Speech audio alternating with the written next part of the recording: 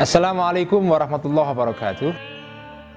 Saya akan membahas seorang pemikir yang menjadi salah satu favorit saya, yaitu Abdullahi Ahmad An-Naim, pemikir yang berasal dari Sudan, murid dari seorang tokoh sufi di sana yang terkenal karena pernah dieksekusi oleh rezim militer di Sudan di bawah Jenderal Ja'far An-Numairi.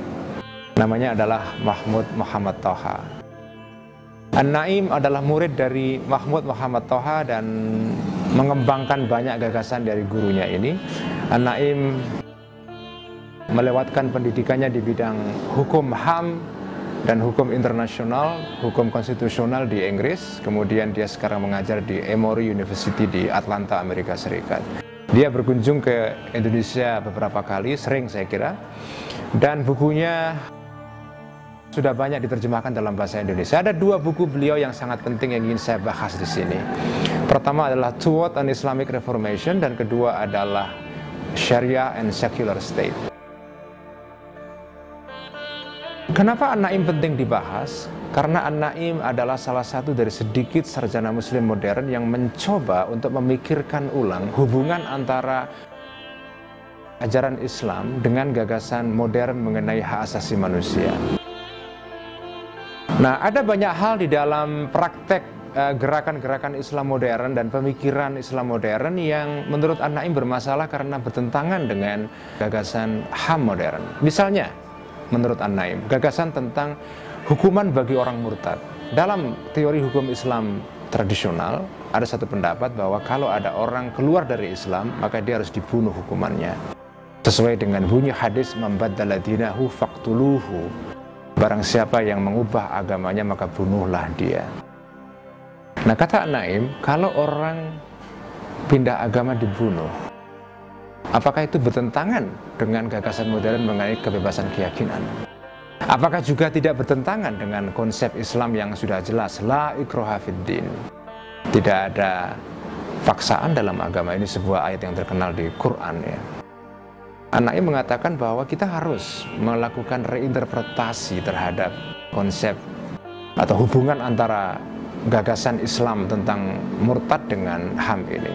Bagi An-Naim, prinsip Islam mengenai kebebasan beragama yang dicerminkan melalui ayat la ikraha fiddin, tidak ada paksaan dalam agama, itu bersifat universal.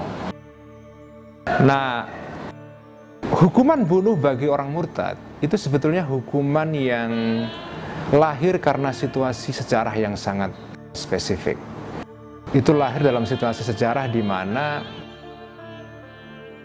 pindah agama atau keluar agama pada masa dahulu itu dipandang sebagai political treason atau pengkhianatan politik. Karena dulu, pada zaman dulu, orang itu identitas politiknya ditentukan oleh agama. Ini beda dengan sekarang. Di zaman modern, konsep mengenai citizenship atau kewarganegaraan itu tidak dibangun berdasarkan konsep agama. Sekarang, warga negara dalam negara modern itu bisa siapa saja.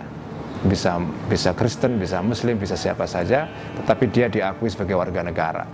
Tidak ada diskriminasi di situ. Nah, di dalam negara tradisional, kewarganegaraan itu ditentukan dengan agama orang bersangkutan. Kalau dalam negara Islam Anda seorang Muslim, maka Anda warga negara utama. Kalau Anda hidup di negara Kristen, maka kalau Anda orang Kristen, Anda warga negara utama. Selebihnya adalah warga negara kedua. Dan pindah agama pada zaman itu dianggap sebagai semacam pengkhianatan terhadap negara. Oleh karena itu, pindah agama sebagai sesuatu yang serius sekali. Bahkan di dalam contoh Abu Bakar yang pernah saya singgung dalam sesi yang lain, itu orang yang murtad itu sebetulnya adalah praktek separatisme, pembangkangan terhadap negara. Sehingga kalau dibunuh itu bisa dimaklumi. Nah, konteksnya sekarang sudah berubah. Sekarang konsep mengenai kewarganegaraan basisnya bukan lagi agama, tetapi kewarganegaraan yang tidak diikatkan dengan agama. Anda menjadi warga negara Indonesia bukan karena Anda Muslim atau bukan karena Anda Kristen atau Hindu atau apa, tapi ya karena Anda tinggal di Indonesia, loyal dengan negara Indonesia. Karena itu hukuman murtad berupa hukuman bunuh tidak relevan lagi sekarang. Apalagi itu hukuman yang bertentangan dengan HAM, ya. Dan juga dengan prinsip utama dalam Islam tentang kebebasan keyakinan, la ikraha fiddin. Buku kedua tentang Sharia and Secular State itu penting sekali, karena dalam buku itu An-Naim mengatakan bahwa di dalam negara sekuler lah seorang itu bisa menjadi beragama yang sesuai dengan apa yang dia yakini.